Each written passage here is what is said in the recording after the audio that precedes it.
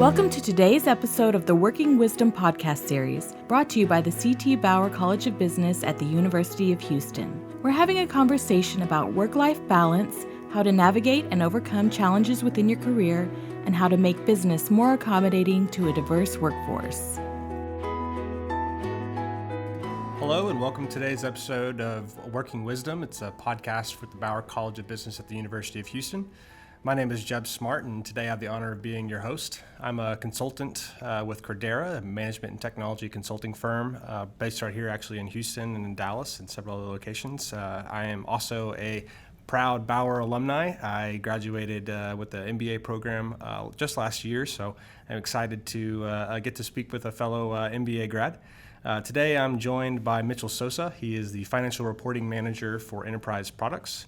He holds 3 degrees from the Bauer College, 2 undergraduate degrees and an MBA. So thank you for coming here today, Mitchell. Oh, well, no, thank you for having me. So I'm excited to learn more about your background, some of your experiences going as both an undergrad and a graduate student here, and also your experience as a donor now at the University of Houston. So that's actually where I wanted to start is kind of back at the beginning. I wanted to hear some about your experience growing up, kind of what your experience was going as a first time in your family, first attendee at college, growing up with an international family. And so just love to share, if you could share some of your experiences. Sure, no problem. So my background is my mother's side of the family is Mexican origin, and my father's from Brazil. Lived here with my mother, though. My father went back to Brazil when I was at a young age.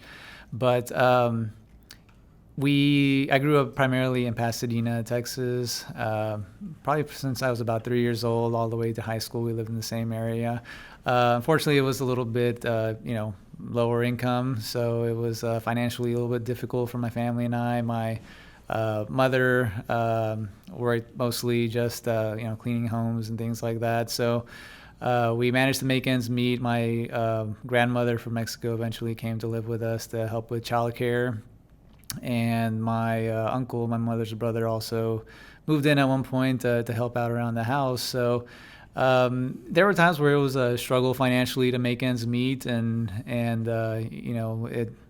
that's a struggle that many people can relate to nowadays. I mean, it's certainly difficult to always have enough food on the table and pay for all bills and everything on a monthly basis. But I remember being taught from early on the importance of having an education. And my mother never finished her, I think, even elementary school. And similarly, my uncle and my grandmother, would always stress that because they never even graduated high school.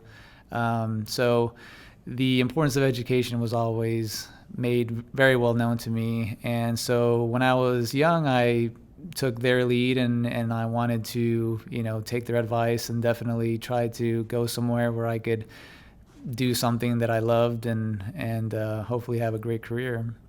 So what was it about the University of Houston? So you eventually decided to attend college, eventually decided that University of Houston was going to be your home. Mm-hmm. Didn't originally start at Bauer, probably got your start somewhere else, I think, in engineering. Right. So could you talk to how University of Houston really piqued your interest and kind of got your start here? Yeah, so like I said, my family didn't really have any background in higher education. So my mother had a very heart-to-heart talk with me when I was probably about 13 or 14 and getting into high school about the importance of college, but unfortunately that she really had no idea how to get me there. And, so I would really have to focus and try to learn everything I could to put myself in a place where I could go to a good school. And I did my best, but, being a teenager, with not a lot of support, we kind of just are lost really for a way. I was fortunate to have some good guidance counselors in college that turned me on to different organizations that could help me, apply for different colleges and how to apply.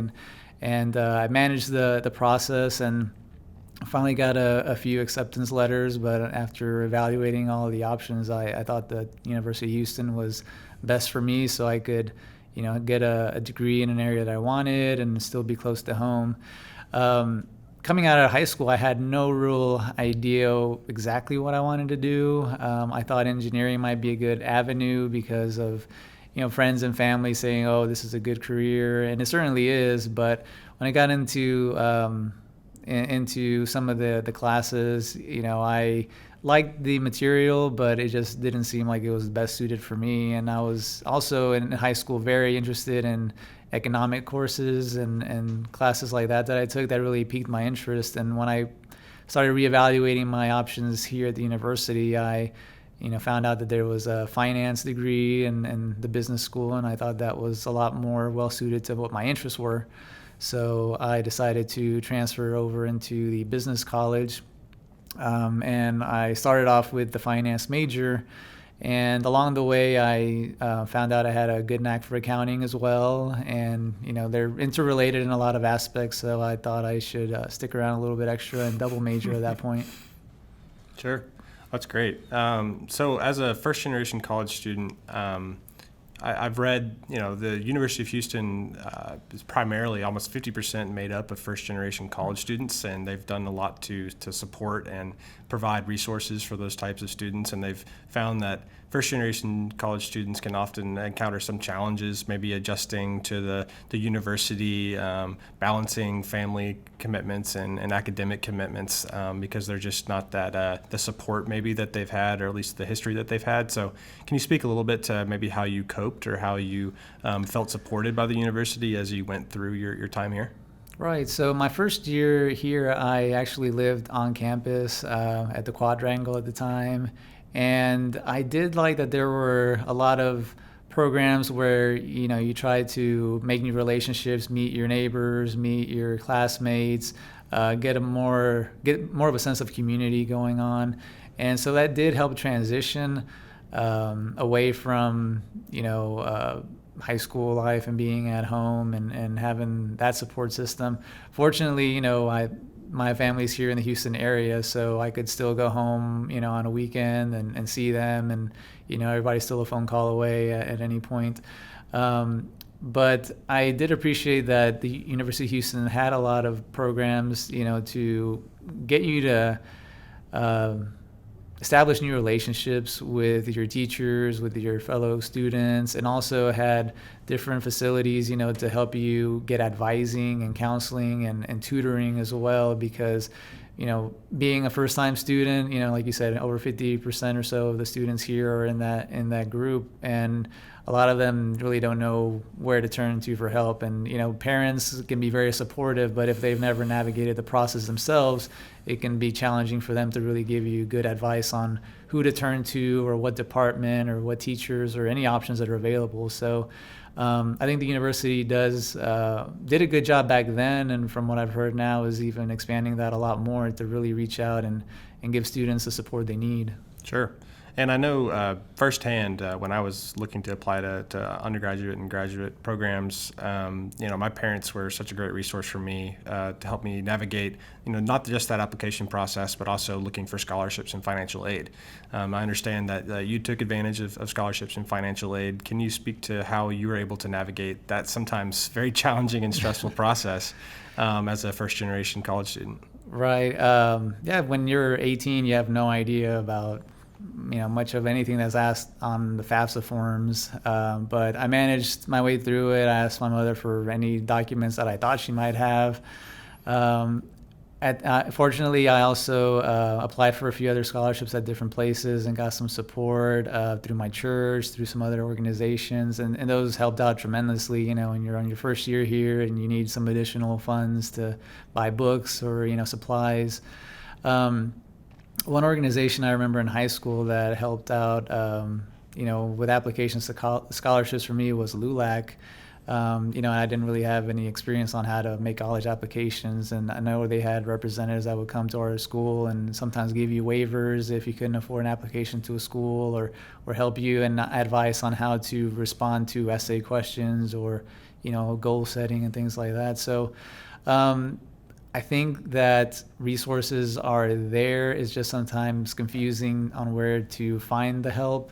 And especially if you don't have family members that have gone through the process, you might be as a teenager, just scared to really reach out or know who to trust. But high school counselors at my school were supportive. They pointed you in the right directions, and they did their best to help. Sure. So let's skip ahead just a little bit towards the end of maybe your undergraduate experience. What was it like kind of reaching the finish line, getting to that graduation stage, presumably with your family there, probably a big celebration. Can you speak to maybe the impact that getting that education meant to your family and to your career as you've gone forward? Right. Well, they were extremely proud. They just were overjoyed that, I was the first one to go. And, since they always just were telling me consistently to, get my college education, get a good career, better yourself. So I just remember them being just exuberant at the time. For me personally, it just was kind of one of those things where it seemed like it was something that was always so far off. You come in and you kind of stumble around trying to figure out what you want to do, and eventually you make your choices and try to do something that you're interested in and you want to do. And it just kind of always seemed like it would never arrive. But then all of a sudden you're at the end and you're filling out applications for graduation and, getting your cap and gown and so forth. And you kind of just, all of a sudden it strikes you that, oh my God, I actually made it, I'm here. But the impact that it gave me was, tremendous. I was able to take my skills and, go and get a job and a career and be salaried and have a stable income that, even at that first job right out of college was significantly more than, my mother had ever made, So that was good that I could help her out at that point, and no longer have to, rely on her, as I did when I was a child. But it was great. I mean, I used my education to, get some opportunities to grow and, later on move to different jobs and try new challenges and grow from there professionally. And like you stated earlier, later on I went back to graduate school and did some focused courses in accounting and some other studies in other areas that also have helped me tremendously in my career. Sure. And what was the main decision that you made, or the main reason why you decided to double down and come back and get your MBA? I thought after being in banking out of college, I thought I wanted something that kind of really set me apart. And I thought going back for an MBA and getting some more in detailed instruction on a few like in accounting or finance would really set me apart in a lot of ways from other candidates that might be looking more into the areas that I was interested in. So I worked for about a year or so and then went back to school and did the MBA program about 2.5 or 3 years while working. I did the part-time program here. And while I was there, I was doing banking, and then about halfway through, I switched to get into oil and gas accounting. And certainly the specialization that I did was an accounting certification in energy. And being in the oil industry and having a certification from the university to do accounting and financial matters in that area was very beneficial to me and helped me, rise up in my field. Great.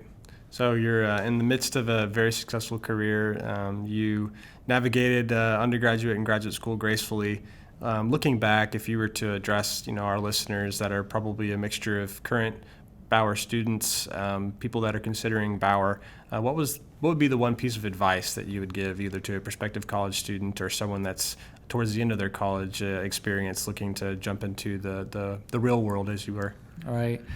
I would say to enjoy the moment a lot more, and that's something I think I regret a little bit because I was just always, working and studying. That I think sometimes I look back and I kind of wish I would have taken a few moments to really enjoy my time at the university a little more than I did. There was a lot of relationships that I helped cultivate, while I was in school that, I could have always gone to more games or gone to more social functions and, really just taken a breath and try to enjoy my time here a little bit more. And I know a lot of students are very rushed, they're working, they're studying and everything, but there's a ton of resources here at the university and so many opportunities that I think if you just dig a little bit, you can join different, intramural clubs or extracurricular activities, and get new hobbies while you're here that are just, steps away from your classroom. And I kind of always wish that I would have just kind of slowed down a little bit and taken more advantage of that if I could have. Sure. So I understand that you're also a donor now of the University of Houston. You're getting involved in finding ways to give back. Why did you make the decision that it was time to give back? I think it was just because I wanted to give back, because after looking back at my experience here without the resources that the University of Houston provided me, all the study materials, the great professors, the advising, without of that, I couldn't really have gotten to where I am in my career and where I will go. So, right after graduating, you're always kind of a little bit apathetic. You kind of felt like, oh, I just got that done. I just want to be left alone for a while. But, and I think that affects almost everybody. But once you really sit down and analyze the situation, the university gives you so much benefit, and it really helps you tremendously. I mean, the value that they give you in your career is just huge. And so after really taking a step back and looking at that, I thought, they helped me out, the university helped me out, other organizations helped me out, while I came here. It's really important that I should give back and help the next generation of students, help achieve their dreams and their goals financially and professionally, and, better themselves as a person. Great.